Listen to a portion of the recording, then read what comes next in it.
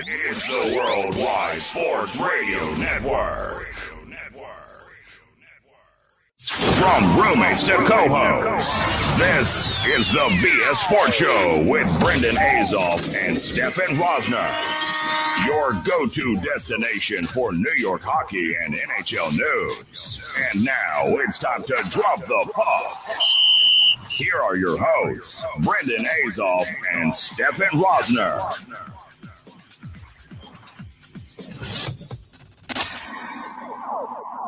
What's up, everybody? Welcome to the BS Sports Show. I'm Brendan Azoff. With me, as always, is Stefan Rosner. We got a great show planned today. I'm really excited for it. Obviously, a lot to talk about, some signings, especially locally with the New York Islanders and New York Rangers. But, Stefan, how you doing, buddy? We're going to kick it to you. First day of PT today, but, trust the process. It's going to be a long 6 weeks, but hopefully I come out okay. Definitely. I definitely hope you get back soon because we were supposed to have a good tournament this coming weekend. Now we got to sit this one out, but there'll be another one of those, and let's get this underway. How about it? Yep, let's get going. Right to the wraparound. The wraparound is brought to you by Ultranite. It is a non-profit organization teaming up with sport fans and personalities to give back to our communities. They collect old hockey jerseys and turn them into reusable masks. Check them out and learn how you can help by going to ultranite.com. That's ALTRUNITE.com. And Brendan, sad news to start it off. Alex Trebek has passed away, the host of Jeopardy! Yeah, it really is sad, and we know him as the host of Jeopardy! But he was also a diehard hockey fan. He was participating in events with the Maple Leafs, Ottawa Senators, and he was always around the game. He even narrated a video I found out. I saw on Twitter that he narrated like a mid-1900s video. Not mid-1900s, he's not. But you know what I'm saying. It was about like 1967, 1970. It was a highlight tape with his voice on it when he was younger. And it's really cool to see how long he's been attached to the game of hockey and obviously a legend in the entertainment industry as well. For sure. And for a guy that was going through a terrible, with cancer, all that stuff, you never knew. Unless the news media didn't tell you he had cancer, he was a positive guy, made people laugh at home. You would never have seen a guy that, was down in his dumps. He knew what he was going through. He spoke openly about it, how the process, some days were good, some days were bad, but until he passed, he always stayed positive, and, people should take something from that. They really should. His mindset was phenomenal. He was doing shows recently, like all this stuff and cancer is one of those things where it's draining, all the treatments that you have to go through, and everyone we know is affected by it in some way. Someone who's had it, and the fact that he was able to continually persevere and still be in the public eye and all that stuff, you just give him credit. And even announcing the Senators' third pick, Tim Stützle, this recent draft, he gave that whole ceremony. He had it at that time. You wouldn't have been able to tell by the video because he was so optimistic and smiling the whole time. Classic Alex Trebek, but it really is unfortunate, and we give the condolences to his family. Yeah, Gary Bettman released a statement. Alex was a passionate fan of our game and a true friend of our league.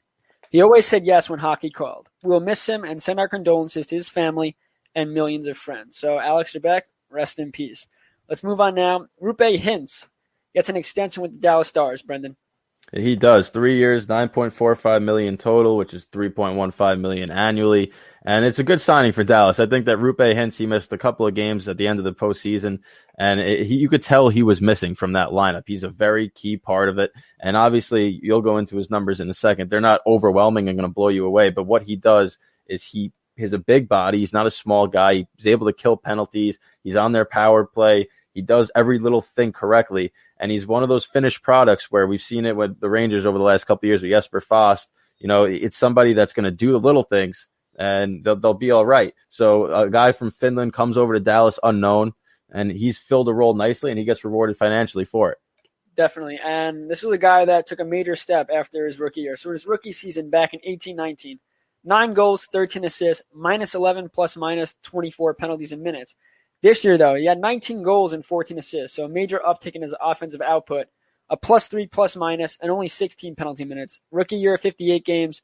This year, 60 games. The playoffs, 13 points in 25 games, 51.6% in the faceoff dot. I mean, he's centering that second line on a great, very strong Dallas Stars team. I mean, they made it to the Stanley Cup Finals. So they'll try to do it again this upcoming year, but definitely keeping him for 3 years at the price. I love the signing. Yeah, so do I. I mean, like you said, that price is really not an overpayment at all. We saw with the Rangers how they had to give Strome 4.5, and Strome had close to 60 points. Rupe Hintz didn't have that total, but he's very effective with what the Dallas Stars do. We saw up and down their lineup, they struggled to score this year. So they need a player like Rupe Hintz who not only can score those 19 goals, but is defensively responsible as well. And I think that Dallas has a team that's sneaky good every single year. They've been in the playoffs. They've been on runs. They went to the Cup this year. And I think that keeping that core intact is integral to their success of the future. Very important. And, we'll talk later in the show, but Corey Perry's unsigned. I mean, he had some questionable penalties in the playoffs, but maybe they do bring him back. But let's move on, though. Brendan, Austin Matthews may shave his mustache for Movember. So we're going to play a video for you guys. This is Austin Matthews reading out chirps about his mustache from people on Twitter. Yep. Hi, I'm Austin Matthews, and this is my mustache, and this is what the internet thinks of it. Austin Matthews gets home after a long day of work and hangs that mustache up on his coat rack. Austin Matthews looks like a high school senior who grew a mustache to try to get away with buying beer for a party. That's pretty valid. Austin Matthews and his fire mustache are... A little Twitter glitching here, but... Twitter cut out, but you get the point of it, right? I mean, obviously Austin Matthews in Movember, he's got that integral stash to his, flow and style, and people have been hating on it or loving on it. I feel like there's no in between with you and Austin Matthews' mustache, and I think it was pretty cool that he grew it out and kind of rocked it for the whole season. But it's for a good cause. Obviously, we know Movember is for men's health and cancer research, so I think that if he's able to get that, I think it was $134,000 was the goal by the end of the month, and he's going to shave it off for a good cause. That's awesome. Well done by Austin Matthews. One tweet that we didn't get to hear was someone said the song by Justin Bieber, Yummy, was written about his mustache. He said, yeah, I heard that too. I know they're boys, so yeah, listen, it's great. There's head lettuce and there's lip lettuce, right? And that's some serious lip lettuce that he had growing right there. It's going to be interesting to see what he looks like with it off, because obviously we all watched him come into the league with no mustache, but now whenever you see a player rock it for that long, it's like Joe Thornton without the beard, right? He looks like a completely different human. I mean, Joe Thornton without a beard it's scary because you just never see it. Yeah. Well, once you get used to it, like the befores and afters of Brent Burns when he first came into the league with Minnesota, and he's like baby face, no facial hair, and now all of a sudden he looks like Chewbacca. And if he ever shaved that beard off, we're going to be like, who the heck is that guy? If he's smart, he retires, shaves that beard off, nobody would ever recognize him on the street. Yeah, but hockey players, right? Are they that smart at the end of the day after taking hits and all that stuff? All right, let's move on, Brendan. Winnipeg Jets signed Cole Perfetti, their 10th pick in this past draft, to an entry-level contract. 37 goals, 74 assists, 111 points in 61 games for Saginaw Spirit of the OHL. So this was actually a good signing because obviously they drafted him. You don't want to let your drafted player go long without getting a contract. We've seen instances like that with Jimmy Vesey, Kevin Hayes, other players. But at the same time, I don't think he's going to enter the lineup this year. We know how loaded Winnipeg is offensively, so he's going to have his time to develop. And those offensive numbers are astounding, but it's in the OHL, so you have to take it with a grain of salt. We've seen players absolutely light up that league before.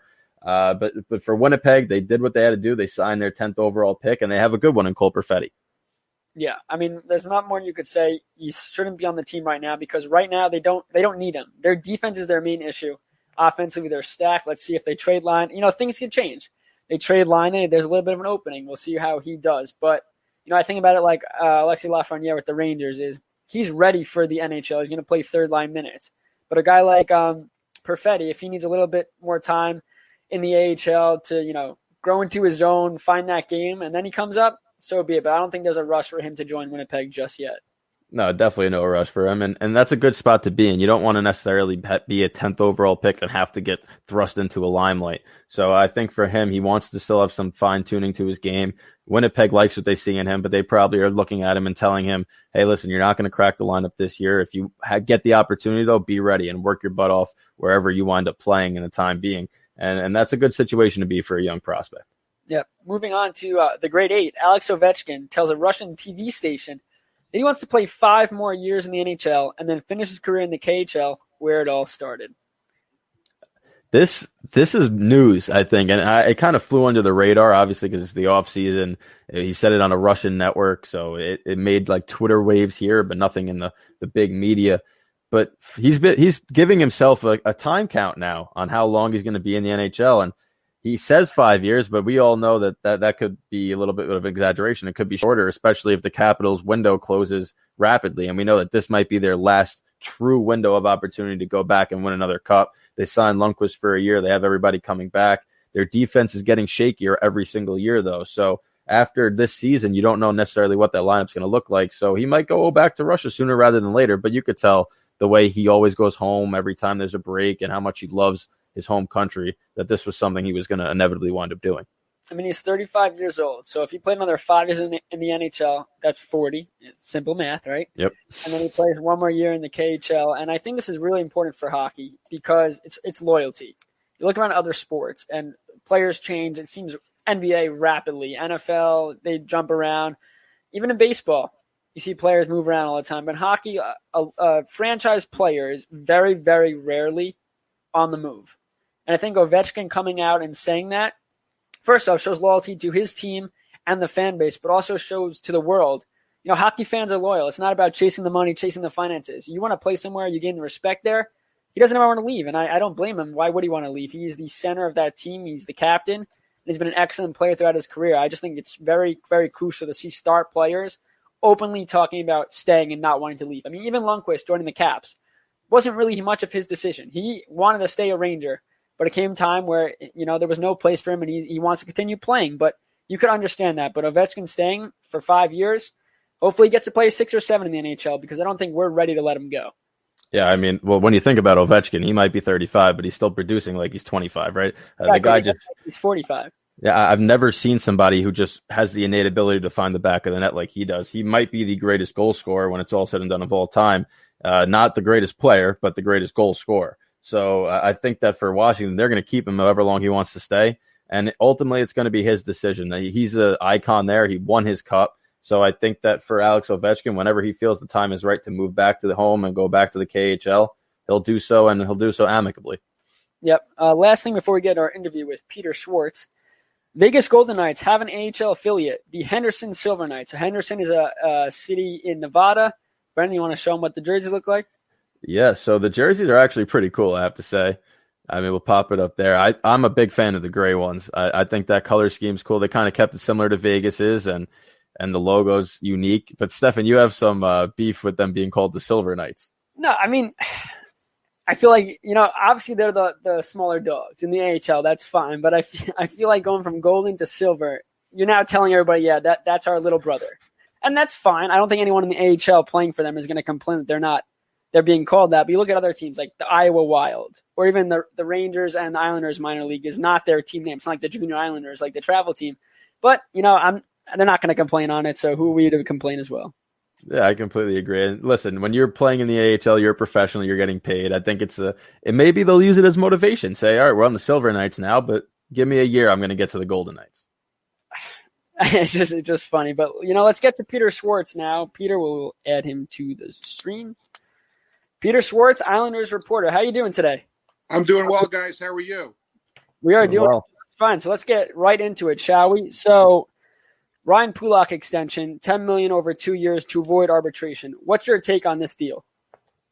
Well, I think it's a good deal for both sides. For the Islanders, it's a cap-friendly deal for the next 2 years, and then he becomes an unrestricted free agent. And for him, it's a good bridge deal too, because in 2 years the Islanders are going to have a lot more money coming off the books, and he might be able to get that bigger deal that he's looking for. But I think for right now, for the world that we live in, for where the Islanders are trying to get to, and for Ryan Pulock to still be a part of this team, I think it's a really good deal for both sides, and allows the Islanders to now turn the page and focus on the next task at hand, and that's getting Matt Barzal's side.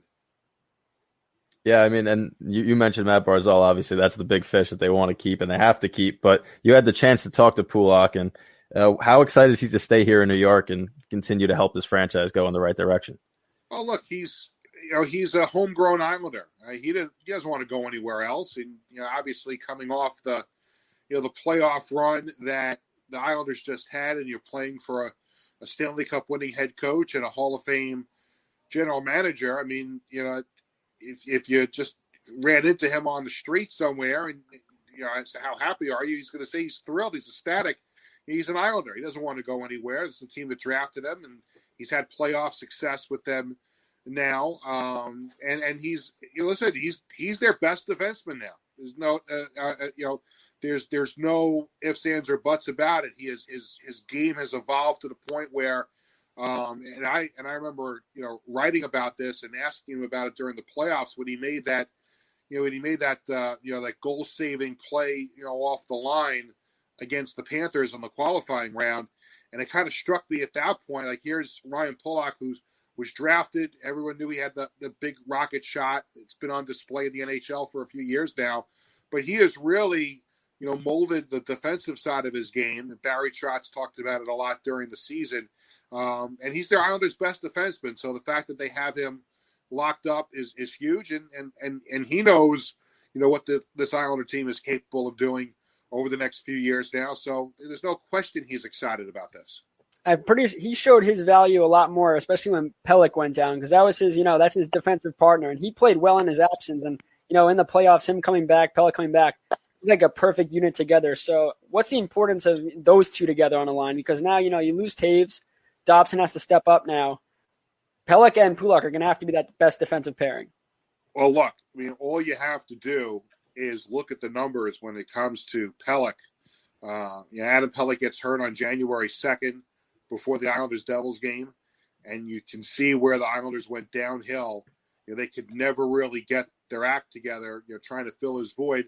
It got a little bit better after they acquired Andy Green, but you see how important Pelech is. And when they were able to restart in the bubble after the hiatus, and they were able to get him back, they don't make that run through the playoffs without Adam Pelech. I know Boychuk came back and Cizikas came back, but the fact that they were able to participate in the playoffs with Adam Pelech healthy is just incredible. And then you look to the Tampa Bay series, and he gets hurt, and he still winds up playing that whole game, with that injury. And obviously, you have to hope that he's ready for the start of the season, whatever that might be. But he's so important, and an unheralded draft pick, a few years ago, and he's really developed into a solid player. And the Islanders clearly, while Ryan Pulock is the Islanders' best defenseman, in my opinion, they don't go on the run without Pelech, and they are the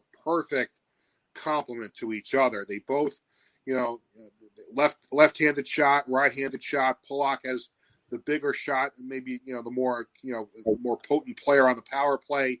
But Pelech's got he's got a sneaky good shot too, as he showed in the playoffs. So he's he might be 1B. Pulock could be 1A, and he's 1B, no question. The Islanders are used to having that, especially in goal with the 1A and the 1B. So, Brendan, what were you going to say? No, he said sneaky shot for Adam Pelech, and Pelech kind of reminded me this postseason of like Ryan McDonough, where he's not going to unleash an absolute bomb from the point, but he knows how to get it through the lanes and get it to the net, and that's something that's big to have on your own end. So, but the Islanders, two players that they would love to make a jump are Josh Ho-Sang and Michael Dal Cole. If they took a leap and became effective NHL players this year, that would be huge for them. Do you think that this year is a make or break season for both players? I'll take Ho-Sang first. I honestly don't know if this guy really has a future with the Islanders, and I'm surprised that he's still part of their inner circle. They tried to trade him. Nobody wanted him. Nobody took him off waivers. Listen, if Barry Trotz can get a whole training camp with him and get his head on straight, maybe. But I think you've got a better chance of making a case for Dal Cole. I mean, here's a guy that last season, not this past season, the year before, kind of came on the scene a little bit and, showed a little bit.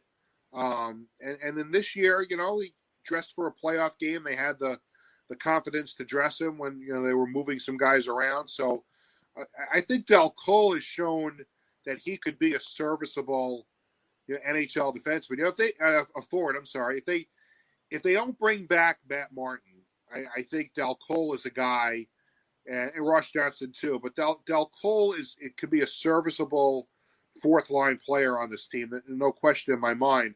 I don't know if he's going to have that opportunity if Matt Martin comes back. And that's fair. Yeah, Pulak talking, he spoke about it in his press conference about him talking with Barzal to make things work with the cap issues surrounding this team. How crucial is that conversation is happening? And do you expect Barzal to take a team-friendly deal like Pulak did? It's hard to say. Obviously, we haven't spoken to Matt since the season ended. I'm sure, and it's such these waters are so uncharted. We've never seen this before. To have the NHL go through a season like this, and they're going to have the flat cap, so there's not going to be the extra money. I'm sure Barzal is cognizant of that situation. The Islanders have certainly made their case that listen, we'll sign you, but they can't really do a big deal right now. They don't have the room. They've only got $3.9 million in cap room now after Pulak signed.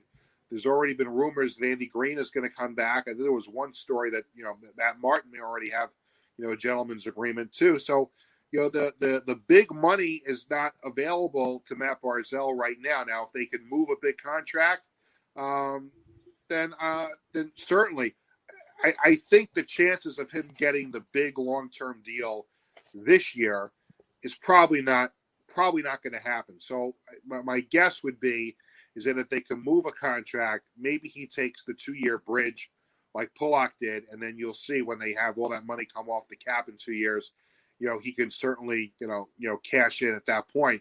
But I think when you see what this team accomplished in the bubble this year, and what they are capable of now being an elite team in the NHL, I don't think Matt Barzal wants to go anywhere else. I think all that talk about Seattle and guys giving him, teams giving him an offer sheet, to me, that's just noise. It's just rhetoric. And the bottom line is the Islanders are a good team right now. They're going into a brand new arena a year from now. Matt Barzal's not going anywhere. It's just a matter of the Islanders being able to clear enough room to make him somewhat happy over the next 2 years before he can really cash in. Oh, yeah, we hope he takes a team-friendly deal. He has to. Like you said, they got to move a big contract, and I know Boychuk's name's thrown around there to get him, maybe dealing a pick they got with the Devon Taves. But speaking about the Devon Taves trade, he leaves now. Noah Dobson becomes a crucial piece of this back end. How confident is this team in that he could step up and play big minutes as a top 4 defenseman? We got to see Dobson play a little bit during the regular season before the pandemic shut down, and I was somewhat impressed with where he was. And clearly, the Islanders were hurt by not being able to put him in Bridgeport, and I think you're going to probably see the NHL at some point come to an agreement with the players to fix that, because he was a guy that certainly would have benefited by playing during the season at Bridgeport and getting called up when they needed him. Funny part is Wallstrom and Dobson were both taken in the same draft, but their age was just a little bit different. Wallstrom was able to play in Bridgeport and Dobson was not. But I liked what I saw from Dobson in the playoff game that he played. I liked what I saw of him in training camp 2.0 when they returned to play after the stoppage. So, listen, Barry Trotz and Lou Lamoriello, they're not dummies. They know what they're doing, and they don't make that trade if they don't feel confident with Dobson, filling in. And I think at some point you have to try and bring some younger players in. Not that Taves was an older player, but look what he wound up getting from Colorado with that 4-year deal.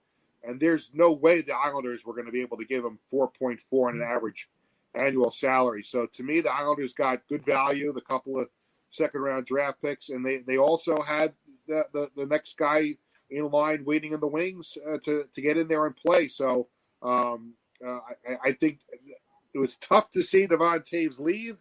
You want to try and keep all your players, but someone's got to go when you've got a cap situation, and he was the one. And luckily, they have a guy like Noah Dobson. And remember, they also have there's other guys in Bridgeport and in juniors that they've recently drafted, Bodie Wild is probably not going to be too far away. So you can't, you like to have depth, but you can't play everybody. So when you have a chance to move Dobson up, I think this trade was good for the Islanders. Yeah, and I do think that at least one of those draft picks, second-round pick, will be used dealing Boychuk Simmer like we saw with Mark Stahl being dealt to Detroit. So last question, Brendan. So the last question before we let you go. For the New York Islanders, obviously, this season ended with a cap crunch, and next season probably will have the same thing with a flat cap likely to remain. Obviously, if they don't have a regular NHL season, it still becomes likely there's a flat cap. Next season, they have 3 RFAs in Beauvillier, Pelech, and Sorokin that are going to need new deals. So do you think that they have some more maneuverability, or that one of those RFAs is likely to leave come after the end of 2021? That's a great question, and I'm sure it's already causing headaches for the Islanders. But I think right now, their focus is on, trying to put the best possible team on the ice in 2020, 2021. However that season is going to look. So I'm sure there are moves that are being made and calculations made with the year after in mind. But for right now, they're trying to scramble to put a roster together, and you still look at some of those available players around the league too. There's free agents. There's still rumored trades that are out there. So while I'm sure part of trading away Devon Toews had something to do with next year as well, I don't know how much the Islanders are really 100% focusing on that. I'm sure they're thinking about it, not focusing on it. But those are your 3 guys that you mentioned that are extremely important to the Islanders, both right now and down the road. If I had to pick one of them that could get dealt, to me would be Beauvillier. Because Sorokin, if it all pans out with him, he's your franchise goalie for a long time. And we talked a little bit before about how important Adam Pelech was to the Islanders. So, if they're under a crunch next year and they have to get rid of one of them, Beauvillier is a guy, and again, just like Toews, he's a young player. He's a guy that's probably going to bring you back a good package, and you hate to see him go. But again, you've got Wallstrom coming up. You've got, other players in the system that they've drafted that, could be ready to go a year from now. To me, if there's one out of the 3 that I think could be expendable a year from now, it might be Beauvillier. Interesting stuff. I mean, he's probably the one that's worth the most. He's a young kid, fast. He showed what he could do in the playoffs. He took major steps, I think, this season, creating plays for himself. But Peter Schwartz, thank you so much for joining us. It was a pleasure speaking with you. Thank you very much. Oh, my pleasure. Thanks for inviting me, and hopefully next time we chat, we're going to be in the middle of the season. I second that. All right, have a good one. All right, well, that was a great conversation. A lot of good points there made about the Islanders. And the last point about Beauvillier potentially being the expendable RFA is interesting, especially with the run he had in the postseason this year. Yeah, I mean, he had a great run. He was very, very hot, then got cool for a series, but then came back. So, I mean, listen, I don't want to see a guy like Beauvillier go, but money's tight, and money's tight. You got to make sacrifices sometimes that you really don't want to see. I mean, Devon Toews, was he a fan favorite for me? No, I think he struggled mightily in the playoffs, making some poor decisions here and there. And you knew out of all the RFA, he was the odd man out. But I didn't want him to leave. I still, he's an Islander. He tried his butt off and everything like that. So I think it was definitely that's a great point though. But Villiers is worth the most, and I guess we'll see what the cap situation is like come next year. Yeah, definitely. And obviously we have to go to a commercial break. And when we come back, we're going to talk about the Islanders and the Rangers in more detail. And we also have some That's BS to get into. So a lot of fun segments after that. But the Islanders over the next couple of seasons are going to be interesting to see how they reshape and continue their climb towards the future. But right now, let's head to commercial, and we'll see you guys in a few. You're listening to the Worldwide Sports Radio Network. You're listening to the BS Sports Show on the Worldwide Sports Radio Network. Welcome back to the BS Sports Show, everybody. Brendan Azoff, Stefan Rosner with me here, and let's dive into some, New York Islanders, New York Rangers hockey coverage. We'll start with the Islanders because obviously we just had Peter Schwartz on, gave us a lot of interesting food for thought there, and I thought that the Beauvillier was interesting. What he said about Pulak really loving the island, and it's only a 2-year deal. So now we're going to have to revisit that in 2 years if he stays. Obviously, if his level of play continues on the same plane it's going right now, you'd think they're going to want to keep him on the island for a good amount of his career. But I'm interested to hear what your take was on what Peter Schwartz told us. Yeah, I mean, it's so interesting to hear that players actually want to play on Long Island. For a long time, it was, yeah, no, I'm not doing it because, a bunch of losses, losing seasons, ownership was inept at times. But now you look at it with Lamoriello and Trotz, and this is just a winning culture. It's a winning culture off the ice when they get these guys, and then we see what's happened on the ice. This team, yes, this regular season to me, great postseason. They get 2 games away from making it to the Stanley Cup Finals. It was not a good regular season. I mean, yes, Pelech goes down. The team looks out of sorts. Their goals per game drop when he's out. Their goals against went up. And, hockey is not one of those sports where it's a one player dictates. But at the same time, you see how big of a piece Pelech was. And, Cizikas was hurt, skate cut. Clutterbuck hurt, skate cut. They miss significant time. That's a fourth line that's their identity line. And when they're not in the lineup altogether, the team struggles to, pace of play, physicality, all that stuff. Johnny Boychuk gets hurt. Even the Pelech bringing in Andy Green to try to fill that void. Noah Dobson struggling as a rookie in some moments, getting better as the season went on. This team is definitely looking to have a better year this year, and I think they will. Again, it's all about, you can't control injuries. They happen. Teams have to find a way to overcome it. But at the same time, this is the step. You can't take a step back. If the Islanders would have missed the playoffs this past season, that's a major step back for this organization, even with the injuries, because yeah, you could blame it on injuries all you want, but every team goes through injuries, and every team has to figure out how to overcome that. And the Islanders didn't really do that. Besides their 10-game winning streak, 17-game point streak, it was a mediocre, subpar season for a lot of Islanders, and you hope next season, they play better. Bringing Pulak back, it had to happen. You knew it was going to happen. The question was the price. The deal they make, yes, they might have issues in a couple of years, but it's about right now, and you need to bring Pulak back as cheap as possible to help get Barzal. They'll have to move a contract. Like Peter Schwartz said, a big contract like a Boychuk. I mean, you have Komarov, Ladd. They have terrible contract. Even Hickey as well, who I think Hickey could be used this year potentially if the defense needs help with injuries. If they don't, maybe Boychuk does leave, they have to fill another hole. Andy Green doesn't come back. Who knows? All that stuff. But Pulak coming back, he is. You think about, Brendan, if you think about top defensemen around the league, you're not going to say Pulak, and I'm not going to say Pulak because you look at the top list. Is he better than a Chris Letang? All right, maybe, but he's not. No. Anyway, moving on. Maybe I'm a little biased, but you look at it, and Pulak is so good at what he does. Offensive weapon, his shot is a missile, and I see you giving me faces, but as a missile, and just because I think Chris Letang is very overrated, Brian. I think he's very, very, very overrated. But Pulak, I think, will be better than him when it gets to that age. He's not in his prime. He's getting there though. His shot's crazy. Schwartz talked about his amazing defensive play against the Panthers. And that's a top number one defenseman making a top number one defensive play. Yes, he said that Pelech was his 1B, and I think you go back and forth on which one's the better defenseman. I think it's Pelech. I think he's got a very long stick, and he uses it very well, breaking up passes, all that stuff. Pulak's more of the offensive type of guy, which we see in the league is, your best defenseman is usually your best offensive defenseman with the awards, and the way the league really manipulates that. Yep. Defensemen at a young age, they want to score. They want to score these goals. When probably years ago, it was you're trained to play defense. Stop them from scoring. That's your priority. It seems like more of a priority of scoring because that brings in the more money, the salaries, all that stuff. But at the end of the day, defense wins championship. If your top defenseman isn't playing good defensively, I don't know, like a Brent Burns, a very good offensive defenseman, but he's not a great defensive defenseman. And you're looking too much into last season for these guys. They're good defensive defensemen too. No, yes, I'm saying, but the more focus is on what are they doing offensively for me.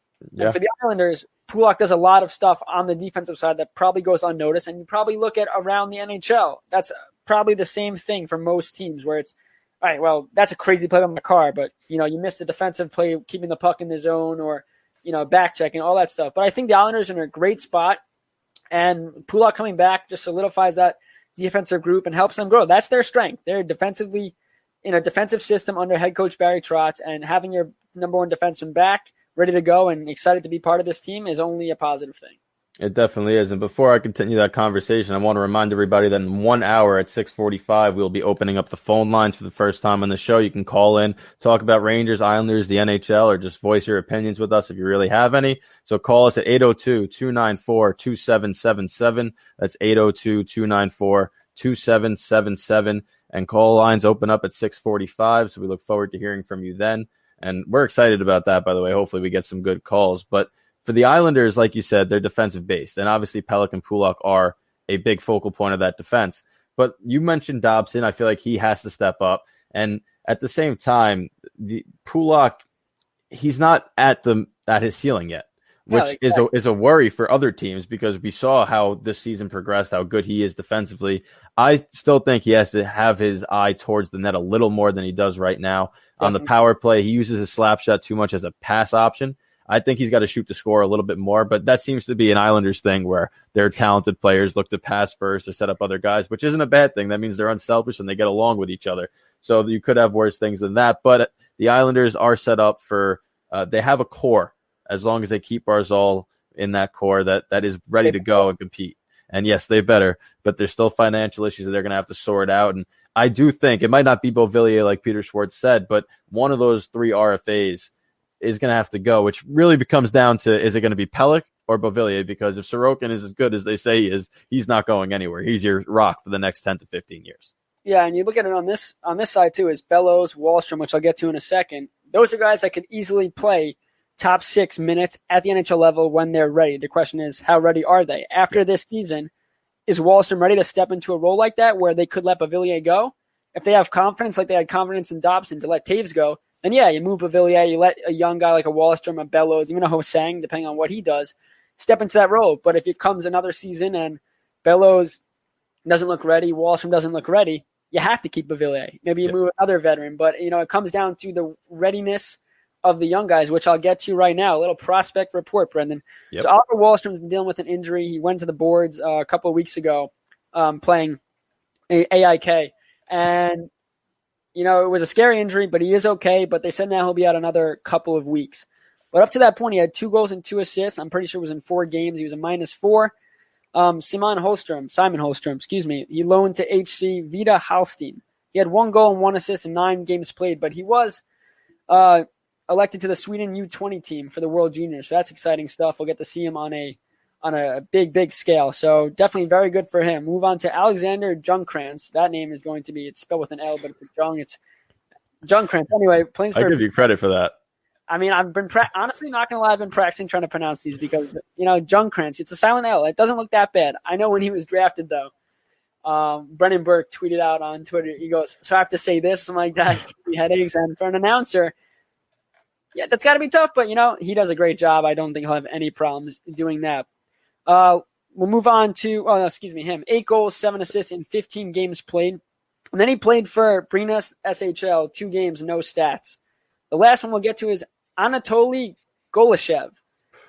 He should be a goalie. With a name like Golashev, should be a goalie. But, having goal in your name as a hockey player, I guess we'll be fine with that. 7 goals, 7 assists in 19 games played in the KHL. He is older, though. I believe he is 25 or 26. But that's the prospects and what they're doing right now for the Islanders. And, I mean, the biggest guys you look at it's Wahlstrom. Yep. Hopefully he's healthy. This guy, since he was, 7 or 8, he's been getting headlines. He did the Michigan or some of the cross move, and it went viral. Crazy deep, yep. He goes to college. He didn't have a great college career, and he decided, I don't want to do that. Left college, and he's one of those players that could be a difference maker. We saw him at the NHL level this year, and he didn't overly impress. He didn't really stand out, didn't make that many mistakes, but he clearly didn't seem like he was ready to take the helm and help this team. I think in the future, though, he might be able to play alongside Barzal. And the question is, again, like, how ready are these guys going to be? But I think you look at that, Junkrantz has been so impressive, and he was a 3rd round pick, 90th overall. So, I mean, we've seen diamonds in the rough in drafts, so nothing's new. If you play hard and you work your butt off and you impress, you'll get your chance. Yeah, you definitely will. And Oliver Wahlstrom, to me, is a parallel with Vitaly Kravtsov as a Rangers prospect, right? They're both right wings. They both kind of disappointed last year where at their various levels where they didn't live up to the ridiculous hype that they have. And now they're overseas. They're doing their thing. Obviously, Wahlstrom had a bit of an injury, but so did Kravtsov. And these two teams, maybe not at the start of this season, but they fully expect these guys to be fixtures in their lineup every day at the earliest, at the end of this year, maybe at 2022. So I think that both those guys, when they're ready and they're going to be playing in the same exact position in another rivalry, it gives another added bonus to this rivalry. You already have the New York Rangers, New York Islanders, historic. Then you have Sorokin and Shesterkin, and now you're going to have these two high picks that are going to be battling out against each other at the same position. So it's just awesome, the amount of parallels between these two sides. Yeah, and then we talked with Schwartz too. You asked him about Dal Cole and Ho-Sang, and we talked about how Dal Cole, he said he could play fourth line minutes. We saw in the playoffs, he was supposed to be a scorer. He was a top 5 pick in his draft class, did not amount to that. And we saw him play more of a physical edge to his game, where he's not scoring, not picking up the assists, but he's going to the dirty areas, hitting when he could, which is not something we saw in his game when he first got drafted. But then you look at it as, all right, well, if Dal Cole does not figure it out this year, I'd rather see the kids play. Even if I'll give Dal Cole half the season. If he's not doing anything and he's really not looking like he's really part of this offensive group, an offensive group that needs to step up because they didn't score. They didn't score last year. They relied on defense. Luckily in the playoffs, they awoke. Yep. They were scoring goals, something that they really didn't do. And that was the main concern is, all right, we know the Islanders can play defense, but are they going to be able to score against these top goaltenders that are in the playoffs? They showed they can. The question is, though, now during a regular season, you think about it and, yeah, it's all skill, but also the atmosphere. You're in a bubble. You're playing for a Stanley Cup. You're away from your family. You're focused solely on the sport. There's no really distractions. You're playing hockey for a fan group at home, a Islander fan group that is in love with this team. You're playing for them because they can't come see you play. Does that impact their play on the ice? I hope it did. Obviously, they want to focus on the sport and the fans are the fans. But they even said, we miss the fans. We miss not being there. Maybe that put them into an extra gear. But for this season coming up, if a guy like Dal Cole struggles offensively, you got to give a guy like Wahlstrom or Bellas a chance to prove it. And if they're not the answer, find out now. Yep. Don't wait a whole season for them to play in the minors and play well or go on streaks and then wait till next season to call them up and then go, oh, we weren't what they thought they were. Because AHL and NHL are so different. The speed of the game, let alone the style of the play, physicality, these big boys playing against, it's the speed. And if a player is not mentally prepared for that speed, they're not going to have the same success they had in the AHL. So I think it's very interesting to see what happens with a guy like Wahlstrom come this upcoming season. Yeah, I completely agree. And before we move on to the Rangers, we got a comment saying, I love the graphics from Austin Murado. Thank you very much. Shout out to you, sir. So moving on to the New York Rangers, right? Ryan Strome, Brendan Lemieux were headed to arbitration. The Rangers avoided arbitration with both, basically finalizing their roster for next season. Ryan Strome signs a 2-year deal worth $4.5 million annually. Brendan Lemieux, a 2-year deal worth $1.5 under for Strome. I thought he was going to get $5 million based on last year. They were able to come in under that, and I think playing alongside Panarin again this year, you could expect his numbers to remain relatively similar. For Lemieux, 1.5. I mean, he's a tough guy, right? He's going to have his role as a fourth liner. I think that the Rangers need that type of grit in their lineup, so I'll take the 1.5. They stay under the cap. They have room for their bonuses, and all in all, the Rangers are fully relying on the youth. And before I toss it to you for your take on this, I made a couple of notes. Now, these are the Rangers' current players that are 24 or under. They have Capo Caco, Philip Edel, Alexei Lafreniere, Julian Gauthier, Brett Howden, Ryan Lindgren, Adam Fox, Igor Shesterkin, and Alexander Georgiev.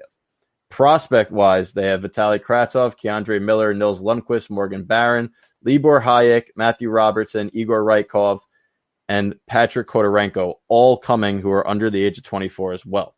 The only two players that are in their starting lineup as of now that are over 30 or over are Jack Johnson and Brendan Smith, both who won't be on the team next year. So you're talking about a roster that is all under 30. Now, next season, Artemi Panarin will be 30, but he's okay. I think he's still playing like he's in his prime. So this is a extraordinarily young group, one that the Rangers brass believes will be able to take that step and take that journey together. And they didn't feel the need to go out and add any free agents, especially with the flat cap this year. And if everybody does take a leap, we saw the damage they could do offensively, especially late in the season. Besides Jack Johnson, which... Well, all Jack Johnson has to do to take a leap is be a minus 15. No, you're right. Looking at that, the question becomes to me is how many of them are over 21? Because if they win a cup, somehow, Well, I I think might not be drinking. they're all the only one that is not over 21. Well, the two are Kako and Lafreniere. But they could drink in there. What's the drinking age in Canada? 18.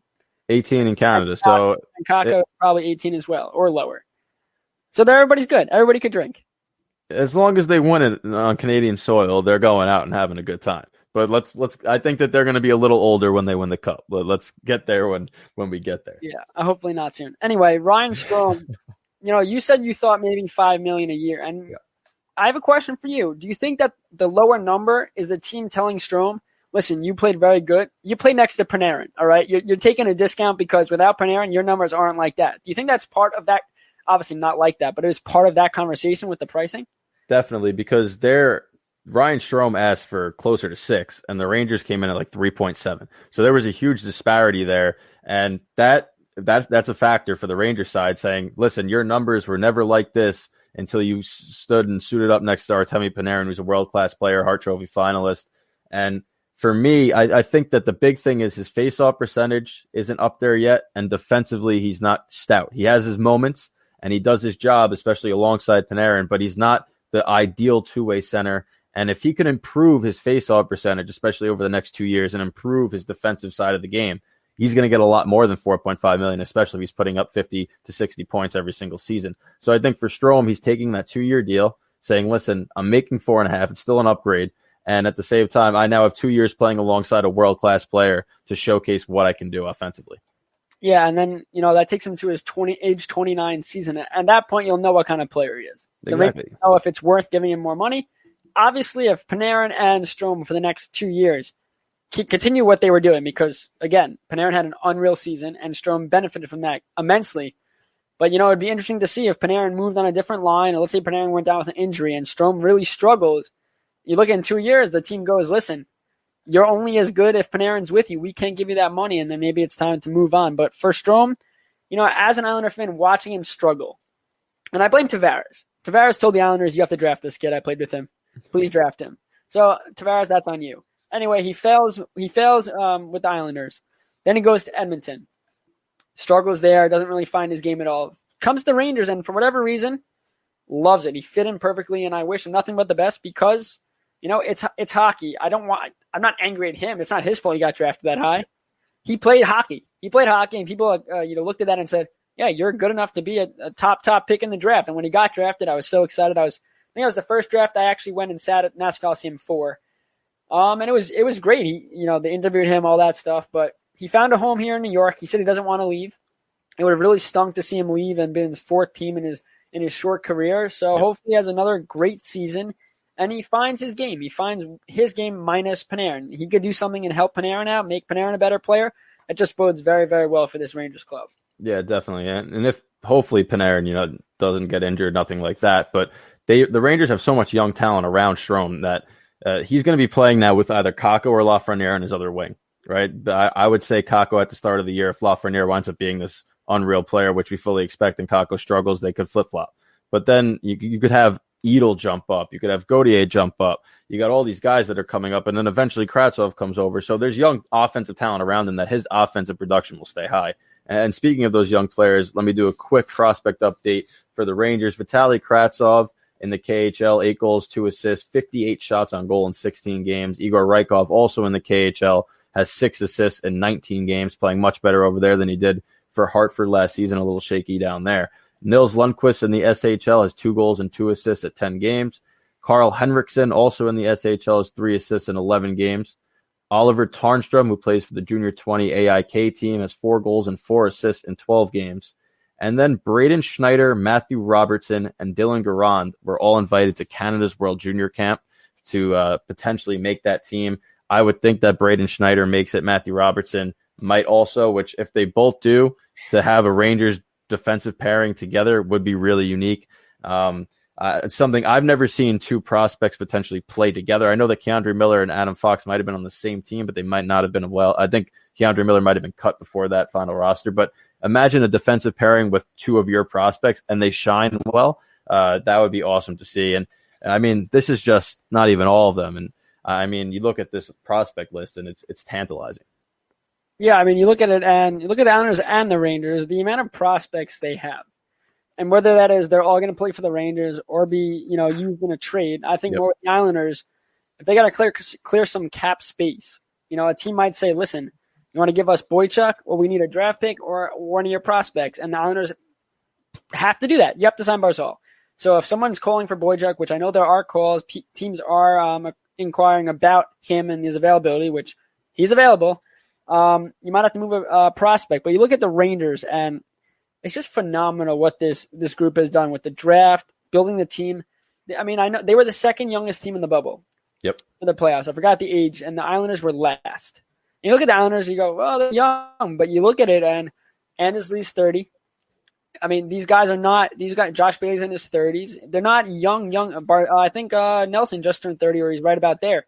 They're not that young anymore, and you got to build with the prospects. We went over the Islanders prospects, and they got a couple of guys that are young, doing well, doing great things. I know Schwartz talked about Wild. He's going to be a great player. It's just good to see that it's not going to end with this group right now. It's not going to be all right. Once Josh Bailey and Anders Lee retire in, I don't know, 5, 6, 7 years. I know Lee has 6 years left on his deal or 5 years left. It's not going to be we're not going to go back to the early 2000s where the Islanders are terrible. Yep. They have the prospect, and that's really exciting to see for both hometown hockey groups.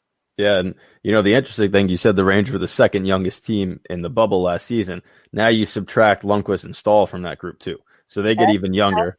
And Lafreniere. And you add Lafreniere. So this is I don't necessarily know if they're the youngest team. They're going to be battling with LA and Chicago for that title, but this is a group that's extremely talented and extremely young. Now, the one thing that you mentioned about trading draft picks or prospects that get under the cap, the flat cap will play a factor in this Rangers rebuild too, because all these kids that are coming up are on entry-level deals. Eventually, they'll need contracts. I know Kakko's coming up, Fox is coming up, Shesterkin's coming up. If they continue to play at the level you expect them to, they're going to get paid. Kakko actually might, because of last year, if he struggles a tiny bit this year, only tallies 40 points, say, he might get a smaller bridge deal that'll help them. But for Fox, I mean, he was, fourth in the Calder Trophy race last season. He was finished arguably as their top defenseman on the team in his first season. So he's somebody that's going to have to get paid. Ryan Lindgren's coming up too. It's interesting to see how they'll piece it together. It's two different scenarios. The Islanders are already at that cap. The Rangers now have to find a way to keep these young kids, especially that they want to build around, and find a way to stay under a cap that hopefully grows in 2 seasons. Yeah, I just can't wait for hockey to start and to see players play. I mean, we're going to talk about it in a second about not being able to see these players. So, Brendan, you want to swing into our That's BS segment? Yeah, I mean, this to me, I'll let you get the first kick at it, but the KHL, SHL, and Finnish League are all being played right now. Obviously, in November, we'd usually have the NHL on TV, and we'd be watching hockey. Everything would be good in the world. We'd be sipping a little bit of a Bud Light, watching a Rangers-Islanders rivalry game, but it's a unique time, and they played through the summer, and now we have a little bit of a lull before the 2021 season starts, but these European leagues and overseas leagues are all playing. So I'm kind of angry that nobody in the television market in North America reached out and said, hey, can we get maybe one game a week or something like that over here so that our fans who are hockeyless can watch something and see their prospects play? Because we just went through all these guys that are playing right now overseas. It would be really cool if we could watch a Vitaly Kravtsov play and see what he's doing, or an Oliver Wahlstrom play and see what he's doing live in a game. That's just my take. No, I completely agree. I know right when, I think it was when the pandemic hit, I was looking for hockey to watch, and there was maybe it wasn't when the pandemic hit, I don't remember, but there's a channel on Verizon that had KHL game on. Turned it on. I think it was CSKA Moscow. I was watching. It was really cool to see. Was it in English? I'm trying to think. I don't think it was, but at the end of the day, hockey's hockey. Watch it on mute if you don't like it. No, but I'm saying hockey's hockey. Goal, offsides. I mean, that's all. You know what you're watching. You don't need. That's a hockey language. And that's what's great about hockey is, other sports that are American dominant or, whatever it is. In hockey, Americans aren't the dominant group in the NHL. You got Canada, Russia, Sweden, all these different countries, all these different languages, they all speak hockey. Yep. And it brings us all together. So I don't really care if I'm watching a game and it's not in English because I know what I'm watching. I know what goals to go and it's fun. But right now, this would be a perfect time. Make it a paid thing. $5, $10 a month. You get to watch KHL games for, all KHL games, or do a basic package like that, because, especially as we're journalists and writers, we want to learn as much as we can about these prospects, and we're only going to be able to write about the stat line. Yeah. A lot of writers, what we try to do is, we watch the game and try to break it down differently than what the fan sees or what the stat line shows, because, hey, 1 goal and 1 assist, but the stat line does not show that he made a sprawling play to break up a 2-on-1. It might say 1 takeaway, but you didn't see that big play happen. And how are we supposed to report about it or watch and be excited? Wallstrom, he scored a sick goal, but you didn't see his great defensive play that now, lets us relax and go, okay, he's not solely an offensive player. He could play defense too. Maybe, I'm assuming that the franchises, the Islanders, they're able to watch these games, obviously. And maybe they don't care at the end of the day about what the fans think about these players. Maybe they don't want them in the spotlight right now while they're trying to develop. But at the same time, we are hockey fans. We will watch any hockey that is on TV. So make it an option for us to watch these games. I have no problem paying $10 a month if I get to watch KHL. I don't even care if it's KHL. Give me any league that we talked about on this list, even if they're big or small. If they're recording it, I want to watch it. And as hockey fans, we all want to do that. This is the perfect time for them to pitch something, because there is no hockey right now in America. Yeah, well, let me say this. If there is an option like this out there right now that we are not aware of, please comment it, because I would gladly like to watch the KHL or SHL action right now. And I think that the KHL, SHL, the Finnish Liga, if they don't have an option that we are unaware of, and this really doesn't exist as a way that we can watch games, they're missing an opportunity now to expand their fan base, because they've never had an opportunity where their season's going on and the NHL is in a complete lull like this, where there's no action at all for us to watch. I would gladly start watching the KHL, say, okay, you know what, I like this guy. It's like, I know Vitaly Krasov plays for Tractor. I'd say, maybe I'll look at Tractor, start following them closer. And the KHL, there's a lot of Russian-born people in America than Canada that would watch the KHL gladly. So I think that this is a missed opportunity. But like I said, there could be something out there that we are both unaware of. Please comment that if there is, because I would love to watch some of these games. What about merchandise sales too? Wallstrom's playing for this team. That's hard to get. I know it's hard to get. Why is it so hard to get? I know with the pandemic and selling stuff overseas, doing that stuff, maybe people are scared, but whatever. But if Wallstrom's only playing for this team for a limited amount of time, I want a Wallstrom jersey. That's a cool thing. And you see on Twitter all these people that have these crazy jerseys from teams overseas. What about Matthews when he went to go play in that Germany league? You're telling me they can sell the jersey? I mean, if we're watching, go, wow, I don't even know what the jerseys look like for these teams that they're playing. They might be really sick. I know they have advertisements all over, but they're definitely a different look, less regulations. Did he play in Germany or Switzerland? I thought it was Germany. We could check that. Bernie, want to check that? But you just look at it, and it's an opportunity to sell merchandise to fans back home. A little kid wants to watch hockey. Wallstrom's playing over there. That's it. I get to go to school wearing my new Wallstrom jersey. He plays in this team. He only played for X amount of time.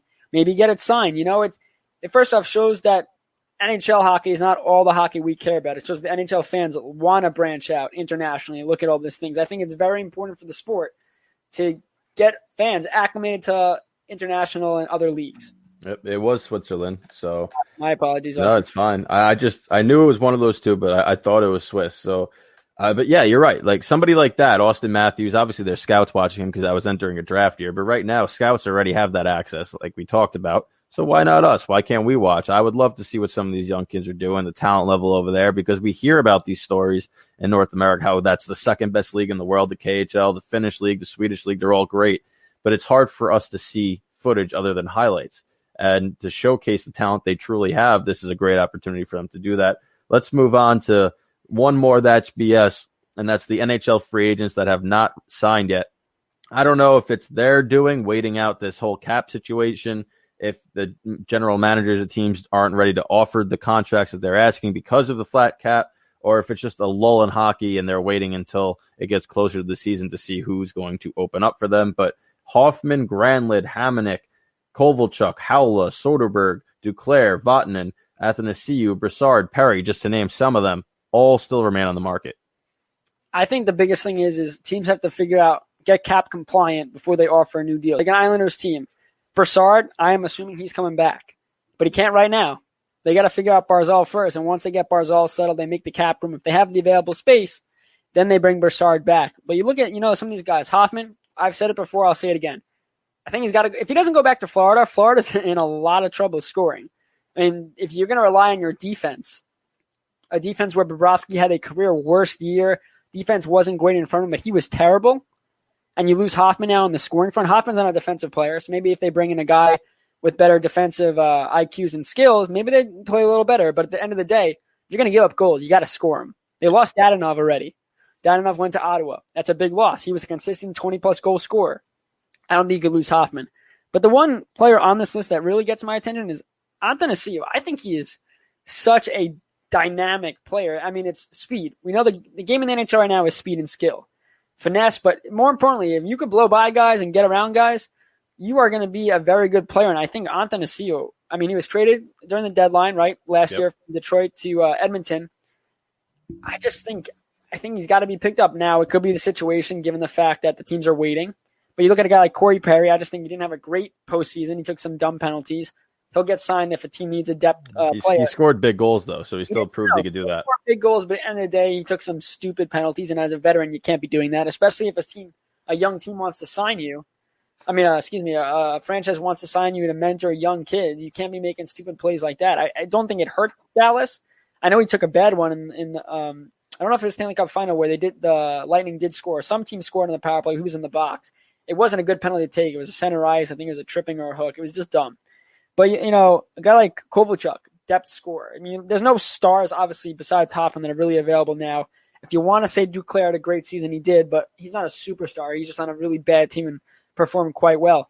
It's interesting to see. I think a guy like Vatanen is shockingly, too, that he's not signed because he's very, very underrated. Injuries helped keep him off the market right now, or on the market, I should say. Yeah, I think he's good. I think he's ready to go. I think he's a very dynamic player, quick puck moving defenseman, and he'll get a chance. It's just very interesting because we don't know when the offseason is going to end because we don't know when the season is going to begin.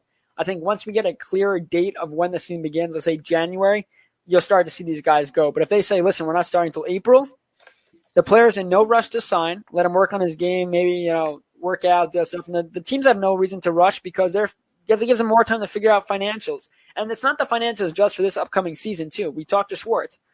We talked about the RFAs for next year, the year after, the expansion draft. There is a lot teams have to deal with right now. And if they can wait out on signing players and these players are willing to wait out, obviously Hoffman, he's probably gotten offers and he's waiting. So I think it's interesting to see what happens. I think once we get a clear date of when the season will begin, we'll see some of these guys come off the market. I would agree with that. And it's likely that next season will be a flat cap as well. And then the year after that is when teams hope. So 2022 we're talking about now is when teams hope that the cap will grow, whether it's $2 to $3 million again, some type of growth, because sitting at 81.5 when you have to get all these guys done, the contract value has already been set. It's already rising. So if it's a flat cap, teams are really behind the eight ball now, especially on the general manager side.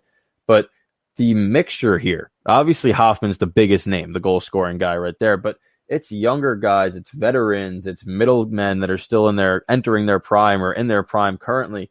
And nobody has at least we haven't heard of them being close to signing with somebody. We've heard murmurs that Hoffman will go back to Florida, which I think inevitably will happen. But Florida's also made some moves where they've added Wenberg, and maybe they don't necessarily need to bring him back, especially with the price tag he'll command. So it's interesting to see if maybe a Hoffman, who Hall got offered, $4.1 million from Colorado, maybe he turns around and looks for something like that where it's a 1 year shorter money deal and he can now go to a contender instead of signing for the money and staying on Florida, who's hovering that border. So that's the type of thing that I'm interested to look at, especially with these remaining free agents and how that pans out.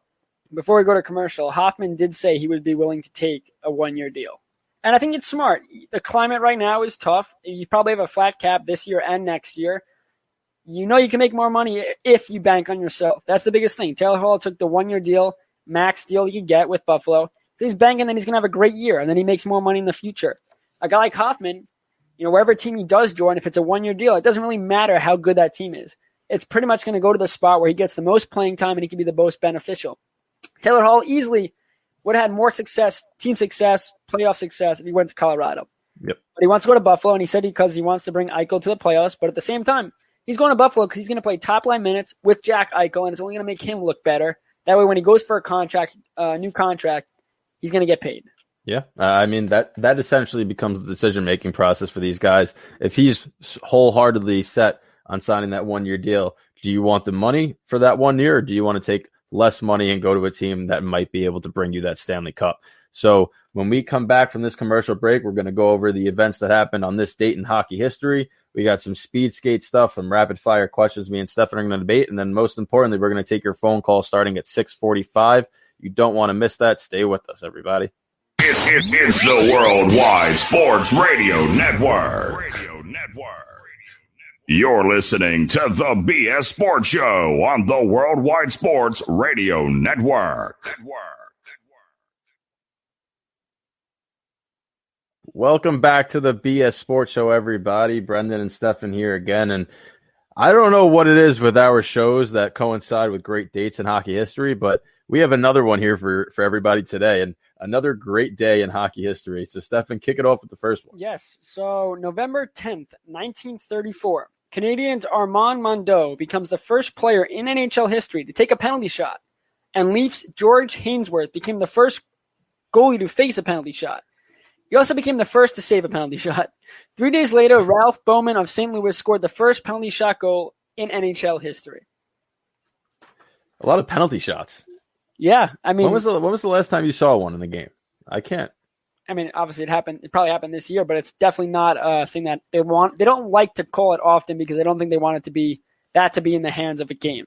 Yeah, we see times when it seems like the forwards completely clear of the defense when they just call a tripping penalty and it's a regular penalty. I don't know if they're being told to not call it as much, but isn't interesting though. November 10, 1934, first penalty shot ever. Yeah, and I mean the penalty shot used to be one of the coolest moments. Then it kind of got reduced because it was the shootout became instituted. So we saw a penalty shot every time there was a game that went past OT. But I remember hearing Mario Lemieux was the first player to score 5 ways. One of those 5 ways was a penalty shot in a game. So I think the penalty shot still holds relevance, especially if you get one. It's one of the most exciting things, mano-a-mano in a game. It will get more exciting once shootout is eliminated, which it will be eventually. There will no longer be shootouts. I don't think there will be because 3-on-3 is just way too exciting. Just make it 10 minutes instead of 5 and take the shootout away. Exactly. What they used to do in overtime was it was a period, and I mean they had ties obviously, but we don't love ties. No. Anyway, moving on. November 10th, 1942. Brennan, your Rangers beat the Blackhawks 5-3. Remember that game? Yeah, 1942. I was 12. Yeah. In overtime. Yes, they scored twice in the overtime period because the extra period was originally a flat 10-minute period. It was the final overtime game in which the 10 minutes were guaranteed, and the final overtime game for 41 years. Overtime was brought back for the 1983-84 season, and there was a sudden death period. 1983-84, they made a brilliant decision. Yeah, seriously. Overtime is so exciting, and ties are – I hate ties. I know that soccer has them, and you want to see the game end, right? I mean, they play the game not to tie. They play the game to – It just ends. The game does end. It's just a tie. Well, yeah, I'm saying you want to see there be a result. You don't want to go to a game, like watch the game, pay money to see the game, then leave going, nobody won, right? Like I'd rather my team lose than tie. It's just gross. The word tie is gross. Yeah, I'm not a huge fan of that word either, not going to lie. Football, they have ties too. Yeah, but it's much harder to tie in football. Like the tie in football is kind of okay. If you're not going to score in a 10-minute overtime period, nobody really deserves to win at that point. Yeah, I mean, we saw overtime in the playoffs too, how exciting sudden death is. Doing that just made it so much more exciting of a sport, and we love it. Moving on, Brendan. I'll just take all of these, Brendan. You know what? I'll just take all of them. You read them, and I'll comment on them. Yeah, sounds good. November 10th, 1963, Gordie Howe becomes the NHL all-time leading goal scorer when he scored his 545th to move past Maurice Rocket Richard. The Red Wings beat the Canadiens 3-0. He'd have 8 more seasons, NH seasons, to extend that record, and he finished with a great 801 goals. Besides his first 3 NHL seasons and his final season with Hartford, Gordie never scored less than 23. That's 22 consecutive 20-goal seasons. You're never going to see it again. Never. I mean, there's certain records in all sports. Talk about Lou Gehrig's hit streak in baseball, which I don't think will ever be broken, but just the longevity of a 22-year career, besides the fact that he scored 20 goals in each of those 22 seasons, played longer than that, but I think it's just amazing when you think about it. And if he played today, would he be able to do that? I don't think it would be allowed. I don't think teams would sign somebody of his age at a certain point. But at the same time, it's just crazy that this guy, it was just that good for that long. Called consistency, Brendan. There's consistency, but then there's that, right? Consistency in the NHL, if you play 20 years and you have 20 goals for 10 of those years and 15, like it drops a little bit, you're still considered consistent because that's a long time. This is otherworldly. Yeah, it's just insane of how good he was. And I wish I got to watch back then because I love my technology now. I don't know what I'd be like without my NHL 21 on the PS4. But I wish I got to see some of these guys play because, it's hockey. And, we look back at footage back then and go, wow, the sport looks cool. But, I mean, it looks a lot worse, quote unquote, worse than what it does now. It's a different game, different era, different game. I would love to see Gordie Howe playing right now. And he'd obviously be better than most because in different times and the different style of play, he was ahead of his curve, same way Gretzky was. Speaking of curve, wasn't he one of those players that started with those curved sticks to lift? Yeah, he was. And I have to correct myself. It was Joe DiMaggio's hit streak, not Lou Gehrig. I had a brain fart there. We're on a hockey show now, right? That's why we're a hockey show, exactly. All right, moving on. November 10th, 1999. Steve Yzerman becomes the NHL's all-time leader in points among players who spent their entire career with one team. He recorded his 12th point of the year in a 4-2 win against Dallas to pick up 1,495 career points, passing Mario Lemieux. He finished his career with 1,755, all with Detroit. Although Lemieux would return to the league shortly after his record was passed, he managed to reach only 1,723 career points, all with Pittsburgh, just 32 shy of Yzerman. Now, not to diminish Steve Yzerman and that accomplishment, but to finish only 32 points shy and miss the amount of time that Lemieux had to miss in his career because of health problems and not injury problems. Like he had cancer and had to battle that, came back.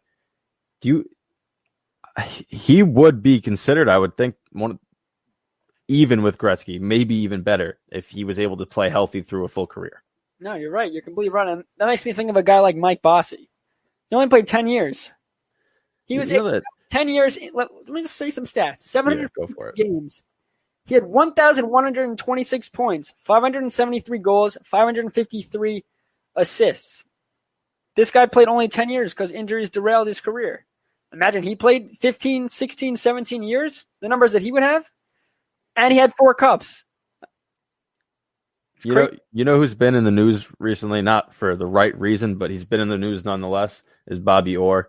And Bobby Orr is widely regarded as the best defenseman or one of the best defensemen of all time.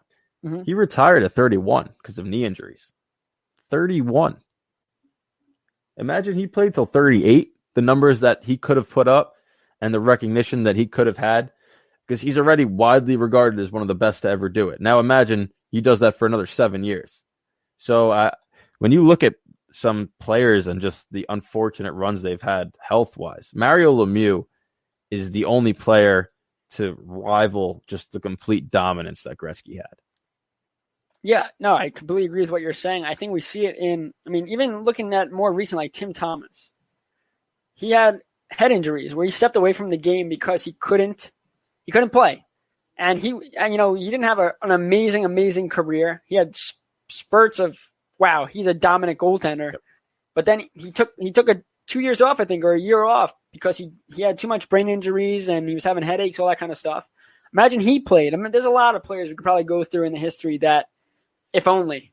Yeah, if only things didn't happen. If only, things like that. We look at other sports, like guy like baseball, and Prince Fielder, a dominant first baseman with the bat, retired because of neck injury. I know in football a couple years ago, he was 24, 25. Wilson on the Giants, neck injury, couldn't play anymore. You don't know how these guys. Calvin Johnson at 29.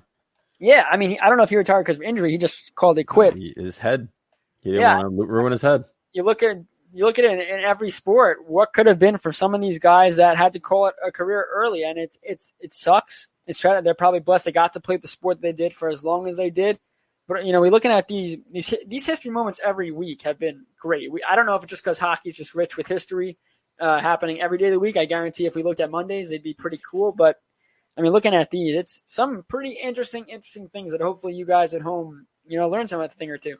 Definitely. And before we move on to the speed skate segment, just a reminder, we have now 14 minutes until 6:45 when you can call into the show and ask us a question, whether it be about the Rangers, Islanders, the NHL in general. So call us at 802-294-2777, and we look forward to hearing some of your calls in 15 minutes.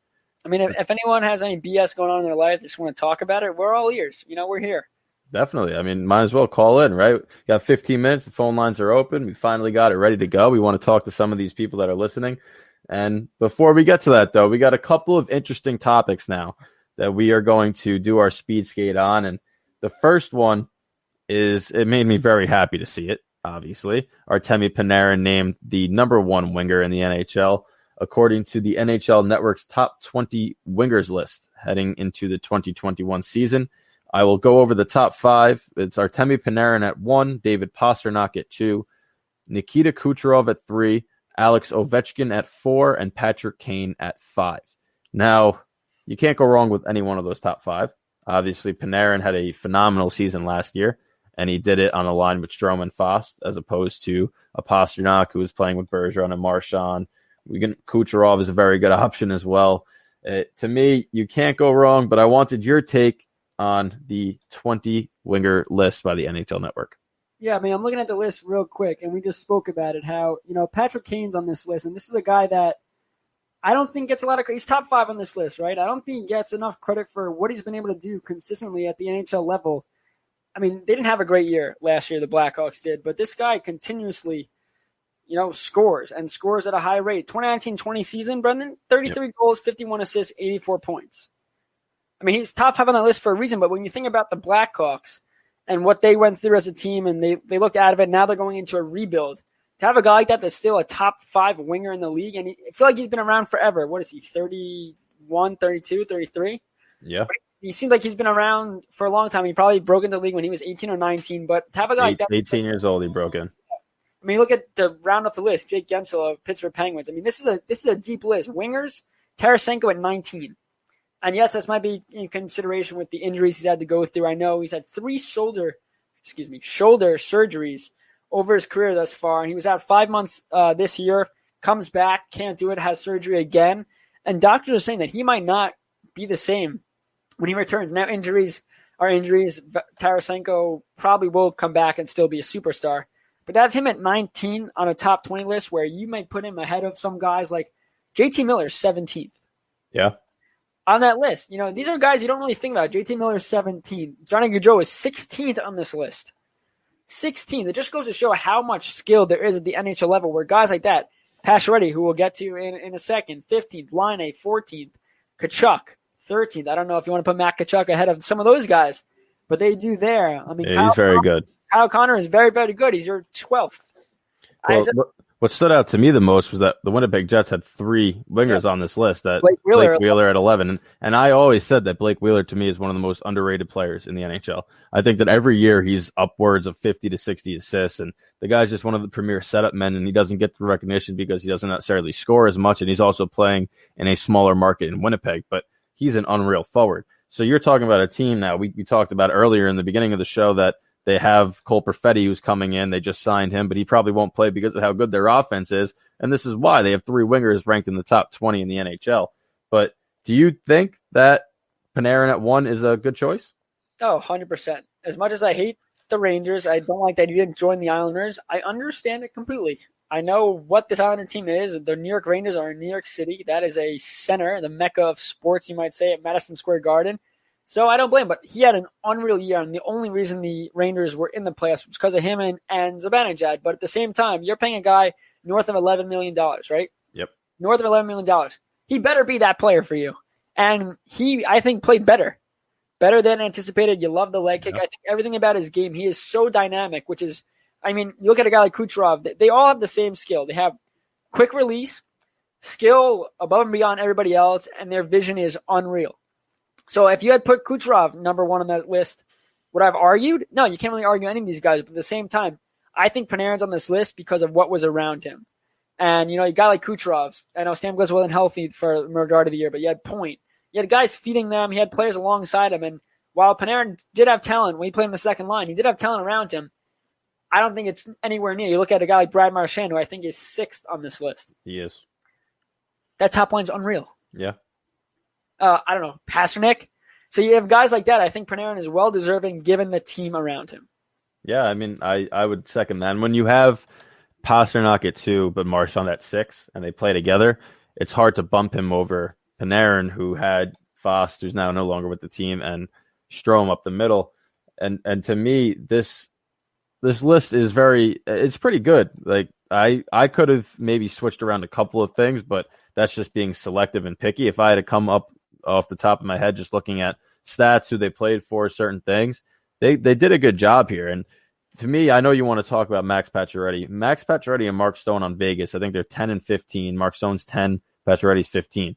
Those two guys, Pacioretty used to be talked about all the time when he was the captain of Montreal. We'll get to that in a second also. But at the same time, I think him and Stone coming to Vegas have just been unreal, especially Mark Stone. And Stone is ranked 10th on the list, but you don't really hear his name talked about much when they're talking about star players in this league. He does everything well. NHL. He's the best what? I think he's one of the best two-way forwards in the NHL. He is so underrated.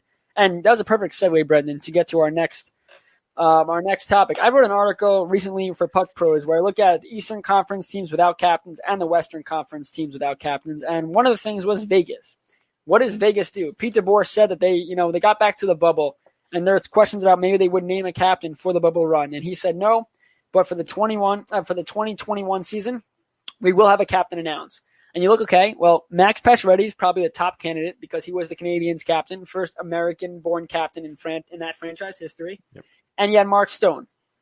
Well, Max Pacioretty, I'll read a quote. When he was brought to Vegas during his introduction press conference, he loved that he was traded. He wanted to be there. Yes, he told the Canadiens he didn't want to get traded, but when he realized he's going to Vegas, I think he fell in love with it. But this is a quote from him during that press conference. When I came here, I heard there was 23 captains, and I couldn't put it better myself. This is the situation I want to be in. I want to worry about playing hockey. Now, while that doesn't mean he won't be a captain, if Pete DeBoer said, hey, would you do it? It seems like he just wants to focus on playing hockey. He's not getting any younger.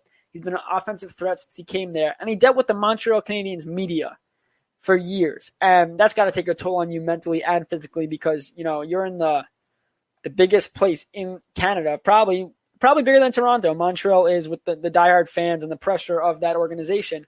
You're leading, and not even that, not just being the captain. You're the first American captain, so everything you do is under a microscope because, well, he's an American. He can't do this. He can't fill this role.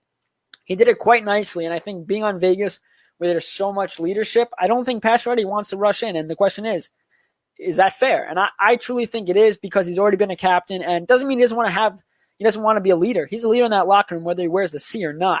Correct. I just think for media purposes and stuff like that, he doesn't want to do it, and that's fine by me. I think Mark Stone becomes their first captain in franchise history.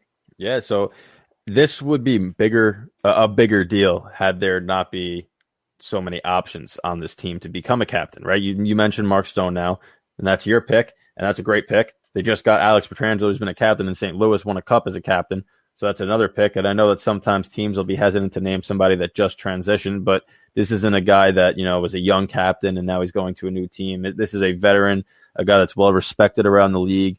He's won it already, so that does help a team that's been on the brink of winning it 2 of the 3 years of their existence. And I think that becomes the 2-horse race, if you will, for captaincy.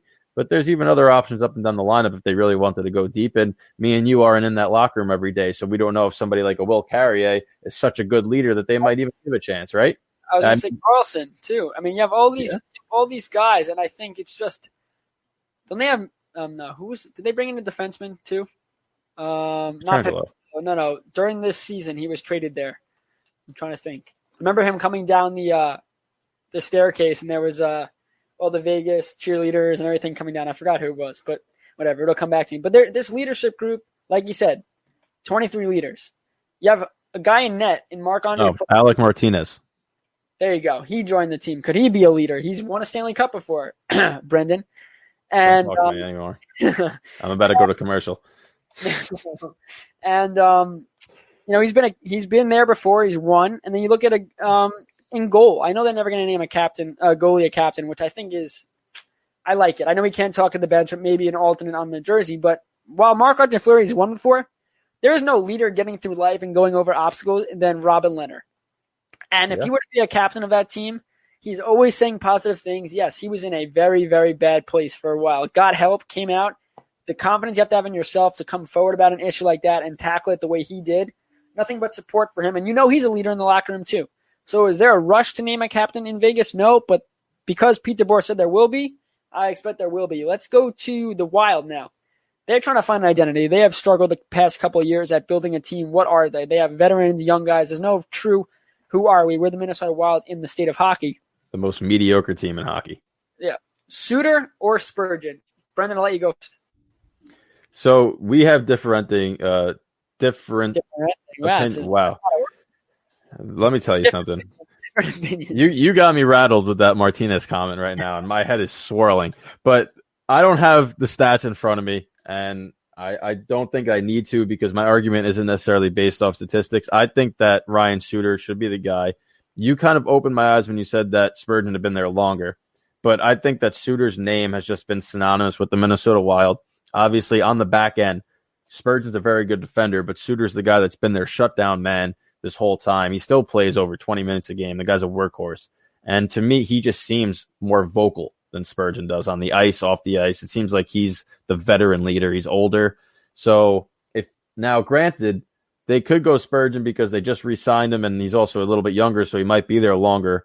But somebody like a Suter that's that well respected, he's going to be in the consideration at least. And I think that the two choices you have here will wind up being the two options. Yeah, my biggest thing is looking into the past. Obviously, from my article, I did a ton of research about Spurgeon and Suter. But for me, Spurgeon is a guy, he was drafted by the Islanders, didn't get signed. He went and played back in Canada, played a couple of years, and in 2000, I want to say it was 2009, after the 2009 season, he went and was invited to a Minnesota Wild training camp. He played very well, got a 3-year deal, and he's been a staple there forever. He got a long-term contract this past season. He is so good at defense on that back end. He's got an offensive touch. But he's one of those defensemen that does that, those little things that make a big difference. I know in my article I put a tweet of Spurgeon making a diving play on the blue line to keep a puck in. Later on they scored. The highlight of the goal, though, doesn't show the play from 30, 40 seconds earlier. It shows the goal. This video I found showed, here's the goal. Here's what Spurgeon did to make that goal. Because if he doesn't make that play, they don't score that goal. And it's those little things that exemplifies to me being a leader, because you're doing little things like that to help your team win. You can do whatever you want, scoring big goals, but if you're not coming up with those big plays and big moments, you got to lead by example. He leaves it all in the ring, and I think it's because, he saw himself get drafted and not signed. That's got to hurt. That's got to hurt for a young kid, but he went back to Canada. He won a Memorial Cup. I forgot with what team it was, but he won a Memorial Cup there. He got his chance, and he hasn't looked back. And I think for a team that's trying to find an identity, he is a perfect guy to take the helm and lead this team back into being a competitive force.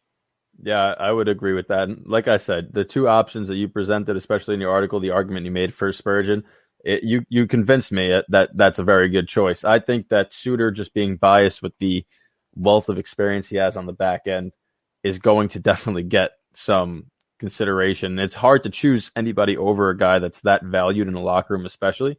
But if you are going to choose somebody, well, hey, this guy, Ryan Spurgeon, seems like a pretty good choice, doesn't he? I think he would be. And, next week we'll talk about people I talked about in the Eastern Conference article, because there are a lot of good choices. But it is 6:44, Brendan. We are a minute away from taking some phone calls. We'll get into our next topic. Once we do receive calls, we will stop, obviously, and talk to you guys. But the next thing we talk about, Brendan, is, tanking in the NHL and the NHL draft lottery system. Which is worse? I'll let you kick off that. If we get a call, I'll interrupt you, and we'll go from there.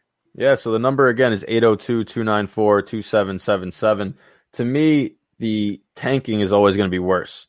But the NHL draft lottery system, especially this year, how the Rangers got the pick, and I'm the happiest guy they did, and got Alexis Lafreniere, but there was a clear team that didn't tank. They were just that bad that needed that first overall selection in Detroit Red Wings, and they didn't get it because of this new percentage-based lottery system that we've had, and we've seen teams jump around the last 2 to 3 years in it.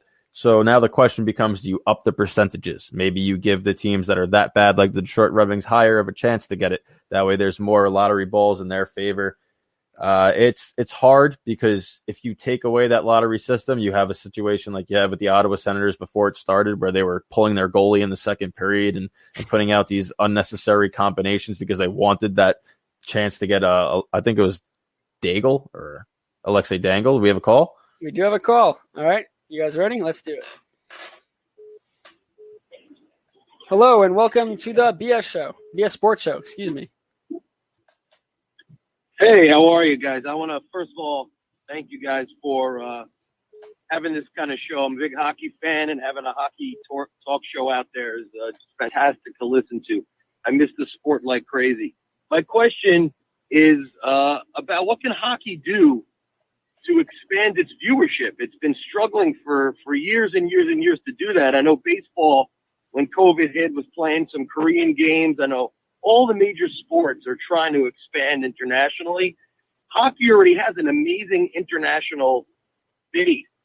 What can the NHL do to expand its viewership here in light of the times that are going on? I think it's about time that we grow as a sport.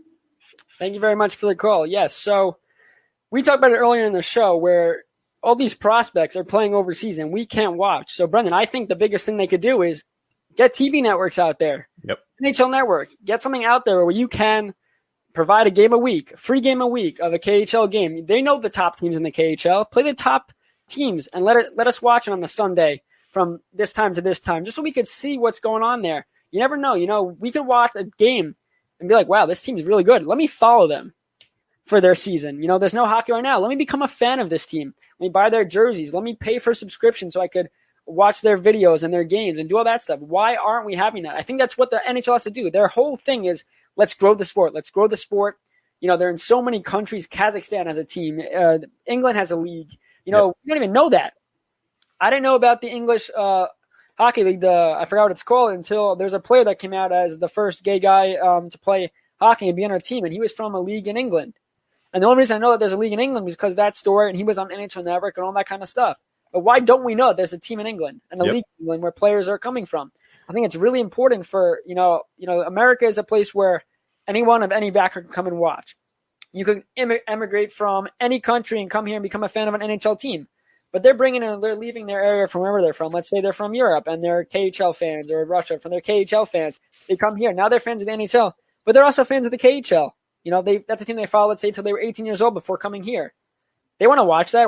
They should be able to, and I think the league has to do a better job at getting us hockey from overseas. I would agree. I think that unique to hockey is the World Junior Championships. We have that once a year where it's under 20 years old or playing for their nation, and it's a great tournament to showcase skill. But we did talk about the overseas play and how we want to see some of that, and I think that has to become a necessity. And a fun fact is, I did know there was a league in England because when they were starting up and starting to get a hockey program, they actually took a trip to New York and played my travel team, and we wound up thumping them like 9-1 because at that time they weren't good, but they gave us a little banner, so I have a little English flag hanging in my room. But they are coming up, and we do have to expand internationally. Next caller. Welcome to the BS Sports Show. They gave us a little banner, so I have a little English flag hanging in my room. A little delay. He's watching the show. That's good. Watching it, yep. You do have to expand internationally. Next caller. Welcome to the BS Sports Show. Hey, guys. I just wanted your way too early prediction for most improved team of the 2021 season. Ooh, that's an interesting one. All right, Brendan, I'll hit it to you. Most improved team. I think I have one in my head, but let's hear your take. It's tough because I have one that I want to go with, but I don't necessarily know if we would consider them improved. I think that Edmonton is taking a jump next year. That's the team that immediately pops into my head after the moves they made. They were the 5 seed entering, but I think that Edmonton is going to finish higher up. If I could think of a better surprise, I will. Actually, you know what? I got one. I'll go Detroit. I hate you. Is that what you're going to say? Yeah, but it's not really a fair choice because what do they have? 40 points. All they need is 50 to be improved. They didn't get to 40 points. So there you go. Like they can win 2 more games and be vastly improved than what they were last season. But you give more reasons why. No, your Edmonton choice, I believe. I just think Detroit, what they've done in the offseason, whether they haven't bring in that many skilled players to put them into a playoff contention, they have helped out their program immensely by bringing in the veterans to teach these young guys. They have a lot of prospects. We talked about it last episode coming in. This is more of a filler year with these veterans. But at the same time, the moves they've made, I've loved every single one of them. And I think this is going to be a team that takes a step. I don't think necessarily it's going to be a playoff step, but another team I was thinking about was Ottawa. As much as I don't like Matt Murray, I don't think he's as good as he intends to be. They have a new goalie in net. They bring in Dadonov. Okay, they bring in Dadonov, and Montreal is another team that is looking to take the next step. But we do have take caution with that one. You don't think Montreal? I think they'll be good, but as big a leap, I'm not sure. All right, next go. Oh, lost him. Anyway, though, yeah, I mean, I think Montreal, what they've done has been great. I think moving Domi to Columbus, getting Anderson, it's been great. I think Jake Allen coming in as a backup for Price is stellar. But next caller. Welcome to the BS Sports Show. Hello, it's great to be on the show. So my question is regarding the offseason. Now that the draft is over and the Rangers signed who they needed to this offseason, what do you think the lines are going to look like for the New York Rangers? All right, Brendan, did you hear him? I did hear him. So I'm actually writing an article about this for the Hockey Writers right now, so I don't want to give it all away. I think that the top two lines will remain relatively similar. I talked about how Kakko should be the one that jumps up, and I think the bottom six is going to be pretty much how you would expect it with Edel in the middle of Lafreniere. And I'm going to say Gauthier on that line right now, but that's where the issue comes, and that's where you read my piece in the Hockey Writers, and I'll have that deciphered. But at the same time, their lineup will be pretty much identical to what it was last year, barring Greg McKegg from it, and I think you'll have Phil DiGiuseppe slot in every once in a while, but relatively similar to your 2019-20 lineup. This lineup will be the same, but hopefully improved. Yeah, I mean, that was a great question, too. I mean, we spoke about it last episode, but look at this team, and this Ranger group is looking very good up front offensively. Next caller, here we go. Welcome to the BS Sports Show. Look at this team, and they are just this Ranger group is it's on delay, but it's all good. How are you doing today? Oh, hey. I'm doing good. Great show, guys. I just wanted to know, what do you think the Islanders are going to expand next year? Because I was listening to you guys with Peter Schwartz before, and you were talking about the Islanders suite RFAs, and I think maybe the expansion depth is also going to be another problem for when they have this time their stuff. So I just wanted to know, what do you think they're going to do? All right, thanks for the call. So the Islanders have tough things with salary cap. I think it's a tough call, Brendan. It's tough to talk about because you don't know who is going to be on the team come next season. I mean, there's veterans that are protected. Brendan, you want to go over the rules real quick with what the protections look like? So I am pretty sure you could protect 7 skaters and a goalie. Mm-hmm. Or there's a different variation where you take a certain amount of forwards and there's something like that. But I think it's 8 players in total. You have first entry-level contract players are not eligible for the expansion draft. So, for instance, the Rangers won't have to protect a goaltender. Well, they'll protect Georgiev, but they won't have to protect Shesterkin. So you have to expose one goaltender, I think 2 or 3 defensemen, and a certain amount of forwards as well. So that's why you see a lot of these teams signing players for their minor league system, but that aren't on entry-level deals because those players will get exposed over the ones that are currently in the NHL. Yeah, so forward groups, I mean, this is who I would protect. I know Beauvillier is going to be a free agent, but Barzal, Beauvillier, Eberle, Pajot, Lee, Brock Nelson, that's who I would keep. Cizikas is not on that list because he's a UFA. So there's tough decisions to be made. It really comes down to finances. Obviously, I don't want to see a guy like Beauvillier leave, and maybe they do protect him. I think he's part of the future. But if they don't think he's part of the future, like we talked about, he may be a guy to go, and that's a great pickup for Seattle, for sure. Now, question, is there any type of no movement clauses that the Islanders have on players you wouldn't desire to keep? Off the top of my head, I'm not sure. I know for the big people they're trying to get rid of right now, they all have moderate no trade clauses. So I'm pulling it up real quick. Let's check real quick. So Leo Komarov is one. Yeah. You have to protect him. Yeah, because he has that clause. Yep. Pajot has one, but the rest of are people you would keep. Ladd has one too. we have our next caller. All right. Welcome to the BS Sports Show. Hey, thanks for taking my call. So I had a Rangers question. So with Lundqvist, in Washington, as much as seeing him in those Capitals pads hurts, what's the Rangers goalie situation going to be like? Is this Shesterkin's job to lose, or is it going to be, split time with him and Georgiev? Now that they re-signed Georgiev, they seem to be invested in him. So what can we expect from the tandem? So I'll take it, obviously, to start. I think that Shesterkin is the guy in net. It's his net to lose. I don't think he will lose it. But if they do wind up playing 82 games, I think you're going to see Georgiev get his fair share of starts. I don't think they're going to push Shesterkin over the 60 start plateau right away. I think that you'll maybe 50 and 32 is a fair split. And Shesterkin, every single year of his career, has improved in the same league. So if he spent 3 years in the KHL, better every year. He's going to spend another year in the NHL. He'll start getting tendencies down. He'll get better. And they have a very suitable backup in Georgiev. So it'll be semi-tandem, but I think that we all know Shesterkin is the guy. And if it's a big game, Shesterkin's getting the start. No, I completely agree. I don't think it's going to be much of a tandem at all. Obviously, you don't want to kill Shesterkin and make him play a significant amount of games. But I think the biggest thing is if this is a shortened season, not even shortened, let's say it's condensed for the fact that you're playing many games on many days, then you'd be more of a tandem because you're not gonna have Shesterkin playing 2 games in a row, let alone 3, whatever the case may be, back-to-backs, traveling, all that kind of stuff. So it really depends on what the schedule looks like. If it's spread out, we got a full season, Shesterkin's your top dog. He's playing 75% of the games with Georgiev playing 25%. But if it's a lot of back-to-backs, you're going to see more of a tandem.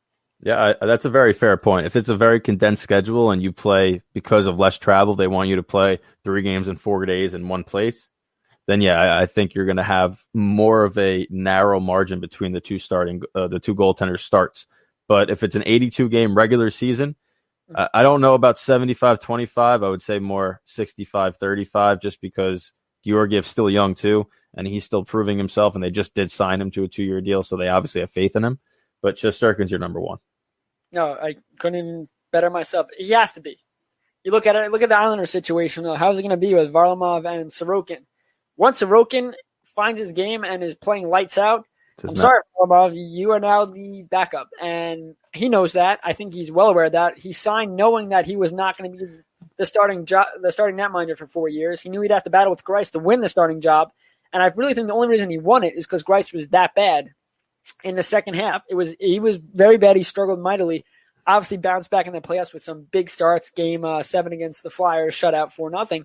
But you look at it, it's the same situation. It's, Sorokin and Varlamov, they're going to split. There's going to be a tandem when the season begins. But again, if it's a condensed schedule like that and Sorokin really does not have the chance to take off and play that many games, it probably remains a tandem. But if it's a spread out season where they got the off days and all that kind of stuff and Sorokin's playing lights out, he's your number one guy. But I really do believe it's not going to be a full year. COVID's spiking up again. Yes, we have time until the season begins. I just think the safe bet, too, with injury, the traveling, all that stuff, having a strong tandem is going to play a major difference this year. Yep. You look at a guy like Vasilevsky on the Lightning and name their backup. I know they signed Curtis McElhinney. I know they signed Chris Gibson from the Islanders, but at the same time, Vasilevsky's the guy that plays the games. He is, unless he needs a day off here and there, he's the guy going out there every single night. So it's interesting to see if it is a shortened season or a condensed season where they're playing a lot of games.